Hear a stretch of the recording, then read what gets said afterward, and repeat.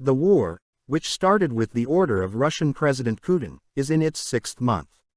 While the bloody clashes between the two armies continue, Russia is shocked by the news from Crimea. Details of the attack that shook Russia emerged. The New York Times, on the other hand, carried Moscow's losses to its page. The world's eyes and ears are on the news from Ukraine for months. While the war continues at full speed in the eastern regions of the country, the shock of the news from Crimea continues in Russia. While Russia was seriously injured by the attack on a Russian base in Crimea, flash statements came from Ukraine. An unnamed Ukrainian official speaking to the Washington Post announced that the attack was carried out by special forces. According to the news in the New York Times (NYT), the Sake air base attack suffered heavier losses than the Kremlin announced.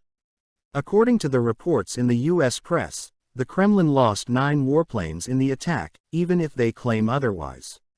Satellite photos show Russia's Sake air base in Crimea was heavily damaged by explosions on Tuesday.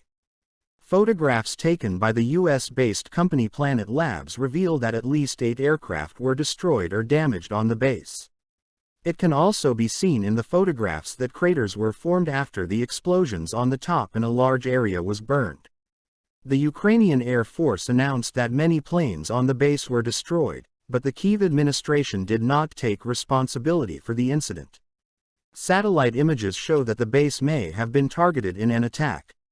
The Russian Ministry of Defense announced that explosions occurred in the ammunition depot at the base, no aircraft was damaged, and that there was no attack by Ukraine on the base. Mikhailo Podolyak, an advisor to Ukrainian President Volodymyr Zelensky, also said that they had nothing to do with the explosions. Ukrainian Defense Minister Oleksiy Reznikov said, "I think the Russian soldiers at the base did not follow a very simple rule.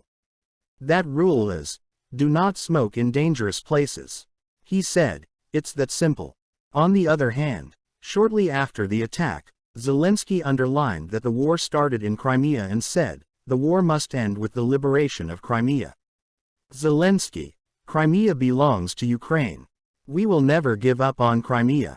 We will not forget that Russia's war against Ukraine started with the occupation of Crimea."